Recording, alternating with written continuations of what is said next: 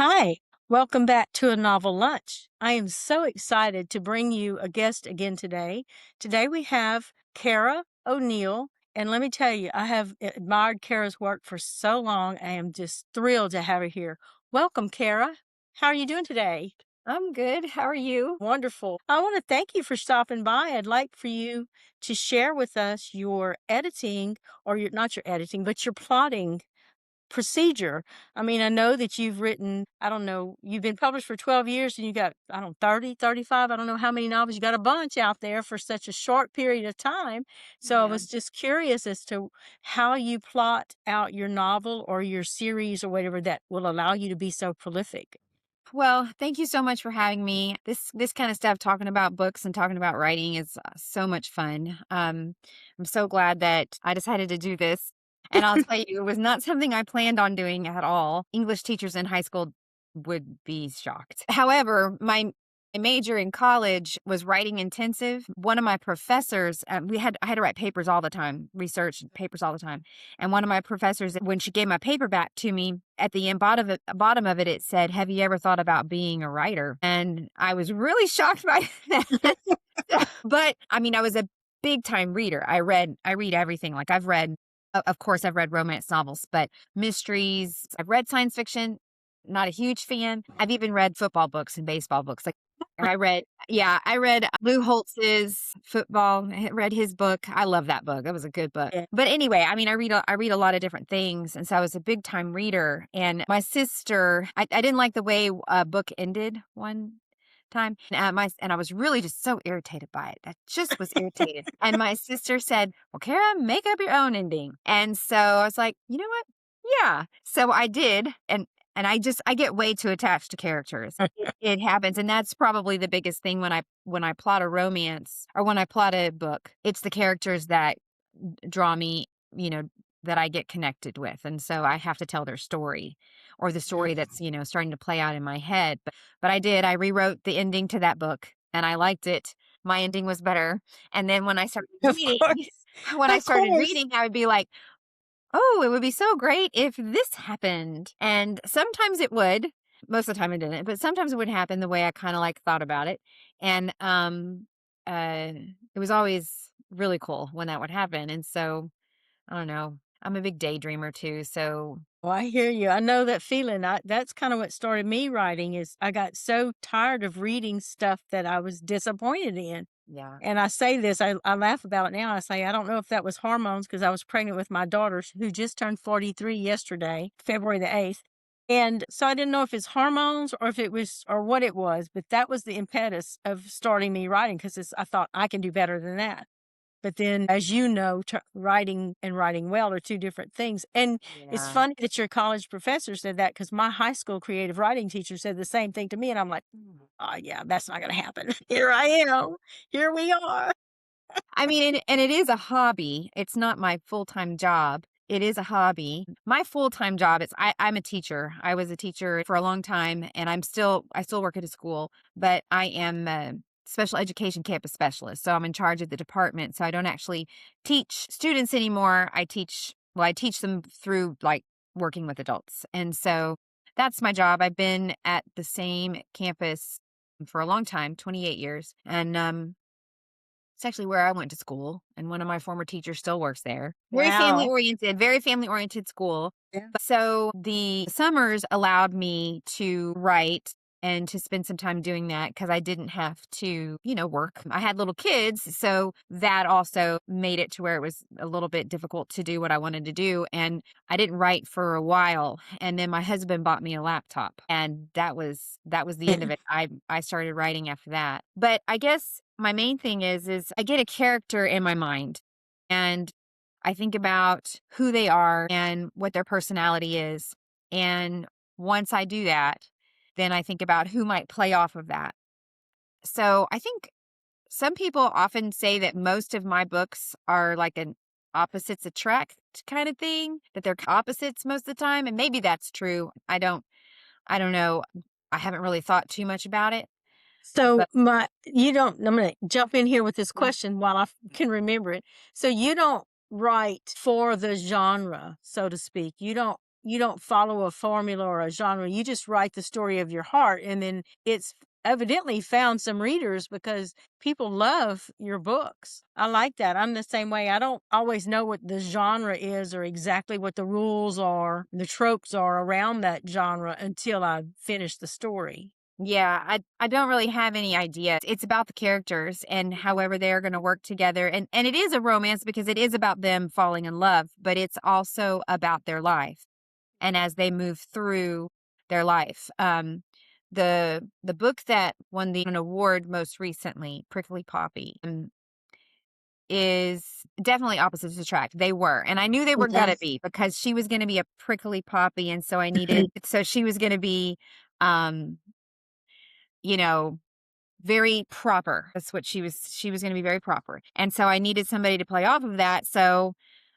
in enter Kit, who owns a saloon, and is just he teases her a lot because Mhm. the truth is he actually likes her. Like, he liked her from the moment that he saw her, and she just did not have a lot of respect for him because he has a saloon, and he's constantly teasing her, and she doesn't really like all that. So, they end up having to go on a trip together. He's her protector, and, that those characters were born based off because I wanted to do a wildflowers series, and the flower was gonna be about, the heroine, and so I was looking up the flowers, and Prickly Poppy was like, I would absolutely love to write a story about a woman who could be called Prickly. And she's prickly to him. She's not really prickly to everybody else, but she's prickly to Right. him.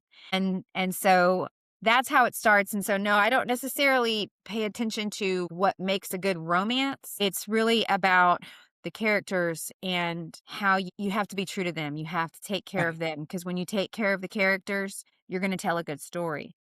I like that. Yeah, that you have to take care of the characters. They have to be real. They have to be somebody that you can, in some ways, relate to and understand. And of course, I write historicals. I write westerns. Pretty much all of them have been set in Texas. I have one book that partly takes place in Nebraska, but mostly all of my books take place in Texas because it's the land that I know. I know that. Right. I know it inside and out, and I understand the people here. And so my characters generally are hardworking people who get things done and love the Lord. That's really Well, I love that. I love that. When you said it's the Wildflower series, so do you plan out each book or do they just come along as they come along? Because I know, like for mine, I know you probably planned at least your heroines or you knew the flowers that you were going to base the heroines off of. But like uh my Temperate series, I had only intended to have two books. Well, now I've got six and a spinoff novella. So I'm like, okay. So do you sit there and say, okay, these are my four or five heroines, or do you just start with one or two and then let it evolve from there? Well, honestly, I get an idea for a series. Like my Wildflower series, I wanted to have it based off of flowers, and the women were going to have character traits or somehow connected to the flower. It's not always Right. the character trait, but um I would have to say that the first book gets me kind of going, and I don't usually know how long a series is gonna be or how many books is gonna be in it. I looked through the flowers and I that grow in Texas, and, I found the Texas Green Eye, which I wanted to do. The book is called Miss Green Eyes. Mm, I mean, wildflowers, they grow where they want to. They're hardy and they're beautiful. And so to Mhm. me, that describes for me, it describes a woman from Texas. So, and so I wanted to look at the flowers that I felt like number one could go with a person and then also, I don't know, were beautiful and could be Mhm. described the way I just described them. So it started with Miss Green Eyes, and then I found another flower, and then I did the rain lily, and then I did prickly poppy. So that series was more about the flowers, and if I had flowers that I wanted to write about, I guess. Which makes it sound like it's not about the character, but the flower had to tell me a character. About the characters. That's wonderful. That's different. I've never heard of that. So, what about your other series, like your Pikes Run series? Did you just start with one or two, or you had several idea in mind and then you plotted out? Do you actually plot your novels, or are you more of a hybrid where you start with an idea and then you let it unfold? Or you may implement a few plotting practices, but you don't really plot it out completely. Yeah. So I would have to say I'm kind of a hybrid. I used to think I was a pantser, that I just started writing off top of my head. And I think when my very first book, Welcome Home, I rewrote that from beginning to end 3 times. Oh my goodness. Yeah.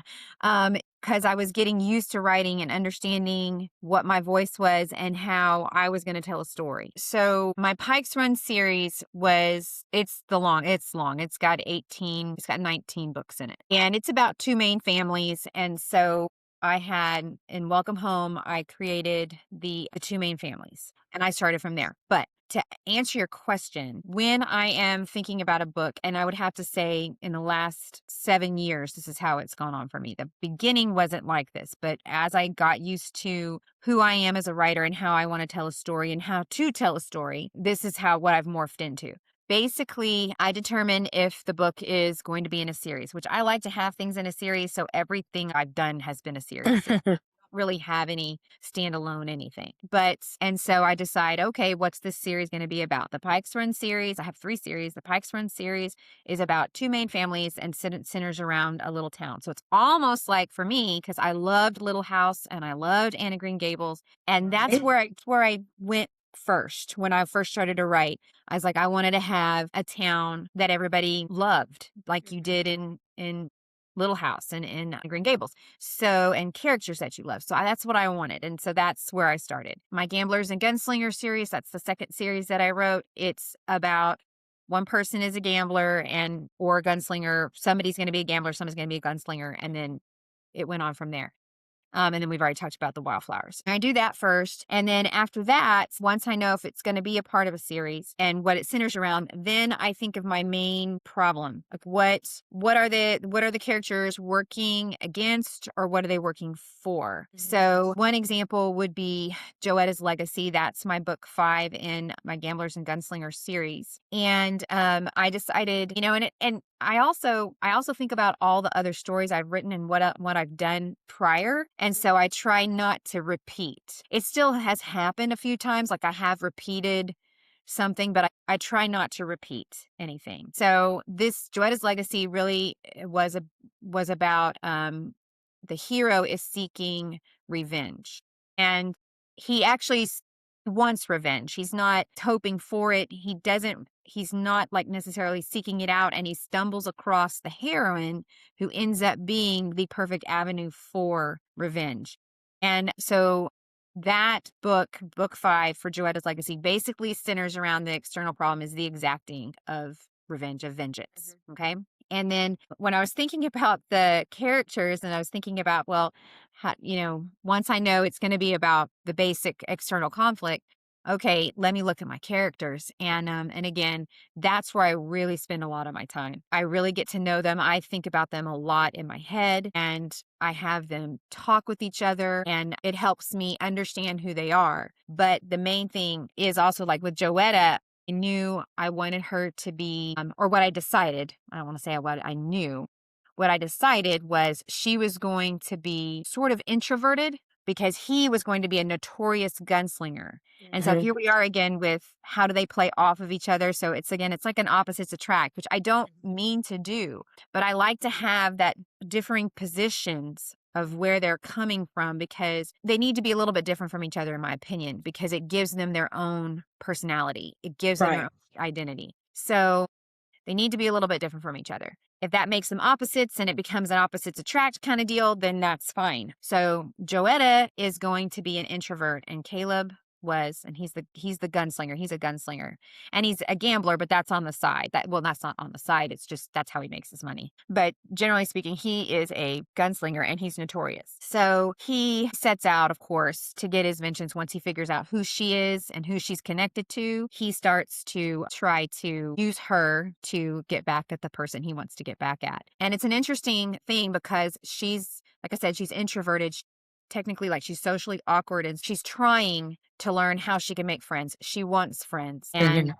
it's really kind of breaks your heart a little bit because you know that here's this nice young girl who's trying to make friends and so she's observing people and she's actually writing a book to help people learn how to make friends and these are the type of people and this is what you need to understand about them and she's making all Mhm. these notes and he comes across her and she's making the notes and he's trying to figure out what she's doing because she's always writing, which is just like, weird to him. He doesn't understand why she's doing that, and they end up having a conversation, which is a Joetta conversation, which is not somebody who's gonna flirt with him. She doesn't know how to flirt, so, he doesn't really know what to do with her because he saw her, she's pretty. He wants to talk to her because she's always writing. He goes over there. He's used to, people responding to him in some way.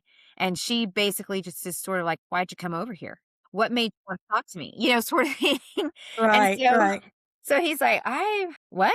So it's a little bit funny. Well, I don't know how funny it is, but at the same time, it's a different kind of meeting, and it's because of the personality traits that you give to the characters. And so that's why, even though, yes, there's a few things that I do beforehand, like determine if I'm going to do a series and what's it's going to be based off of. There's those things that I'd like to do. You're not really going to get to do it if you can't determine who your characters are and how they're going to play off of each other. So that's where I start. And then once I do that, if I feel like I've got something, then I move into the internal conflict, what they both are trying for and what they're both scared of, like what makes them worry, what makes them happy, that sort of thing, what's important to them. And, for Caleb, his mother was extremely important to him. Was the only person that he's really ever loved, the only person he's felt like has ever loved him. And he lost her in his mind because of Joetta's father. Oh, And okay. so that drives him, and it's a reason to be a little bit sympathetic with what he's doing. Like, you can, when you've got a person who's being a little bit of a villain, because he's being a villain, and that doesn't always mean you're gonna like the character, which I'm not a fan of the trend where, they're, villains, but you're gonna like them anyway because they always have a backstory too. And Mhm. there's a trend like that right now, and it depends to me because I have absolutely a story where my villain in some of my previous books gets redeemed. I do have a story, so it's not a complete problem. It's just sometimes I think you have to understand who that villain actually really is, Right, because well, there they have are to yeah, yeah, they go have ahead. to have a reason. You have to have a reason to like them, and not every backstory is a reason to like them, because Yes. people can choose how they behave based on their backstory. So Mhm. I get that. I understand that. And so many times people are so worried about the genre they're writing in or the trope they're using or the character trope that it feels forced. And Mhm. I love that about your books. They don't feel forced. You really, when you really develop a like or a love for a certain character, it's because they're real, and it's not, you can tell this is a real person or it Mhm. feels real to you. And as a reader, I want it to feel real to me. Oh, well, yeah, and I mean, me too. That's very much you do want I mean, I do sure, I mean, it's fancy, it's entertainment, and I want to be Mhm. entertained, so I'm not necessarily somebody I don't like books that have unhappy endings or things like that. That's not me, Me either. I mean, and so I prefer for reading to still be, even though, yes, you want it to be real and everything, to still be something that's going to leave me happy and not necessarily sad. Because again, like I Right. said, get connected to the characters. They matter to me. They're real people. And so if Right. somebody dies, it's like, "Huh, no." Yeah, well, I know I'm like that too. I love a happy ever after. I'm not a big fan of, you find this great love, the love of your life, your soulmate, and then one of them passes away or some tragic ending like that. That's too much. We have that in real life, you You get know. that in I real life. mean, we have everybody's got their own opinion, and I have nothing against it. It's just not my favorite reading. Now, I've got books that they may start out sad. They may start out in a bad Hmm. place or a dark place, Hmm. but the ending has to be happy ever after, or at least happy for now, or hints at a happy ever after. So Yeah. I'm the same with you with that. I don't want it to end with a tragic, sad ending that's going to leave me crying and throwing the book across the Yeah. room because it's like, no, why did you kill off that hero or heroine or whatever? So I And mean, that's one life of is the, life. Life is yeah. life, and I want it to emulate real life. But on the other hand, I want to leave people with hope, and I think your books do that very well. Well, I hope so, and I really like reading your books for the reasons that you're just talking about. Like, they always, yes, someone's coming from somewhere and they're trying to heal, and you just do that really well as you move through the book. The healing that the character goes through is always just wonderful to read, and to do it with also having the love and the love interest and all that. It's always Right. It's fun. You know, I mean, I do sometimes know, okay, this is an opposites attract, like it is a trope, it is, but again, it's not necessarily something I completely pinpoint. I think in my document where I wrote down how I plot a romance, I think I do mention that because I think it is important to know kind of what you're doing. You have to know where you're going and what you want, how you want it to end. If you Mhm. don't know how you want it to end, it's sometimes difficult to write the beginning. Right. You might end up with with not a story. Your story has to have the characters have to change in some way, shape, or form. They don't have to change a lot or whatever, but they do have to go through a change. One of them does because if you don't really have a character going through a change or something like that. You don't really have a story. Right. Exactly. So, even in a romance, it's important to have extra the job. What's the Mhm. job that they're gonna have that's going to also make them more real and give them an identity? And my editor taught me that, my former editor, because I once had a story where she felt like it was just about the people falling in love, and we were new to each other, so she didn't make me change a lot. But she said, "You need to be more careful in the future because if they don't have a side business, if there's not Mhm. like a and I don't mean a and I don't mean like an actual business. I just mean if there isn't an additional thing that they're working toward, that they have a job, like with in Joetta's legacy, she's working to write her book. And so you have to have there has to be something else. Now Caleb, all he has is his vengeance and revenge, and that's fine. And that's enough. Mhm. But in my opinion, it was enough to play off of. But we also it couldn't just be that she was walking around shopping or something and he was just following her around and trying to court her. It couldn't just be that. We had Right. to have Exactly. the whole thing of her writing this little book and observing people and going, he gets her Mhm. into a saloon because she wants to see inside a saloon. So there's things that Right. helps to drive the story if you have something that your characters are also working for and trying to do that has nothing to do with the romance. Right. So in other words, they have to have a life. They have to have a Yes. real life. Yes. They have to have a life and something that they're trying to do. And that also allows for the woman to have something to do. In all my research, I really did a lot. Mhm. And people sometimes say, well, they couldn't do this or they couldn't do that. And it's not completely true. There really were. I mean, they own businesses, they fought in war. I mean, absolutely, there were times when they couldn't do things because someone wouldn't let them or whatever, or the law. Right. But there were women who owned land when people thought that they couldn't own land. Mhm. Absolutely. I mean, one of my favorite stories is, and forgive me, but I have to tell it because it's just hilarious. It shows women to the core and then also women from Texas, so let me just say. So in the Texas Revolution, Texas was, fighting Mexico for independence or because it whatever, I'm not gonna give a history lesson, but anyway, they fought a war with Mexico. Okay, Right. and they win their independence, and it doesn't take them very long, but the final battle happens off the San Jacinto River, which is only like 20 minutes from where I live. It's the leader for the Mexican army, Santa Anna. He had blocked himself in. He didn't mean to. He was just trying to chase the Texan army, but he blocked himself in. He had forest on one side, river on another, and swamp on another. And he kind of blocked himself in. And Sam Houston, who was the leader of the Texan army, realized what was happening. And so he said, you know what, we're going to attack these people. And so they did. In 18 minutes, it was over. They Right. captured everybody, blah, blah, blah. Hardly anybody died in this one last battle. Okay, so they've got Santa Anna, he's surrendered, blah, blah, blah, and they're all still on this land. And this woman named Peggy, she comes striding up to Sam Houston and he says, well, ma'am, you just must be so proud that the war for Texas independence was won on your land. It's her land, Peggy. And she's, as a matter of fact, the lake, the water on the other one side, it was like Peggy's lake or something like that. Mhm. Anyway, so she said, yeah, that's great. How long is it going to take for you to get these dead bodies off my land? I Yeah, love and it. so, I just loved it. And so, I Yeah. mean, I'd love to put her in a book, but, at any rate, so they just like but when you give them something to do, just going back to I'm sorry if I'm rambling. No, no, it's fine. That's Okay, fine. right. If when you come back to just giving them something to do and Mhm. something to work toward, it doesn't have to be a major thing. I mean, Right. but it just is something that they're interested in and something that they're gonna do.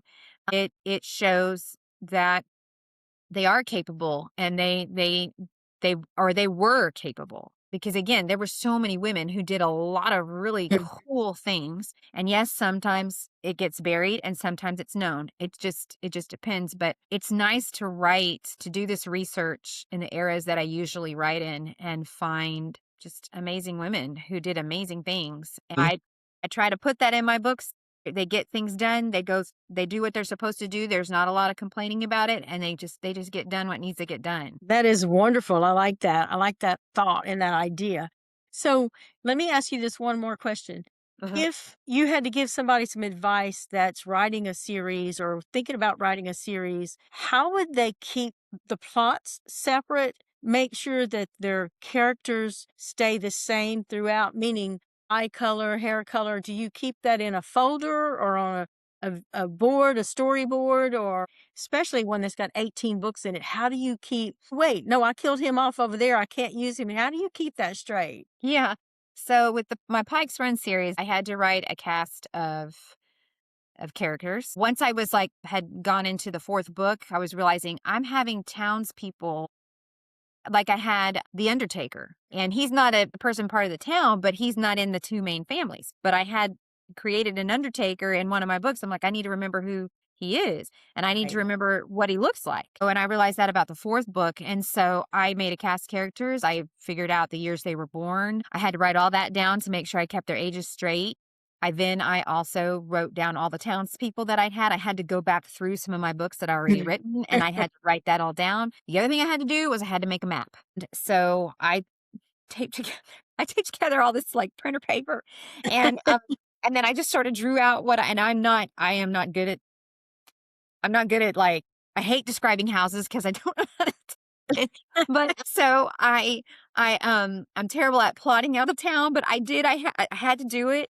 And so then I had a big, huge map. It's like, it's huge. And I put it on my wall. And that's actually the main thing because I had to remember, okay, where can I put their farm? Okay, I could put their farm out here. So that means they're going to probably be this many miles away from town. Oh, what? Yeah, Yeah. I had to know all that stuff. I probably still made some mistakes. There's probably still some mistakes in there, but, uh, writing the Pikes Run series was a beast, but I didn't know what I was doing at the beginning, so think But I it don't still think it was worked out so well. yeah. Well, I think that was a God thing. I mean, I really do Mhm. because one of my characters, he's one of the kids and he grows up in the series. And so he's been in a few of the books as we go along and he ends up in book 7, he's going to Yale. So he goes off to Yale and he's there doing his little college thing. But the girl he loves is a childhood friend and she actually ends up it doesn't say it in the story because they didn't know they didn't have it called them, but she's dyslexic. He's a genius and she's dyslexic, and so there's their thing into the Opposites. Yeah. yeah.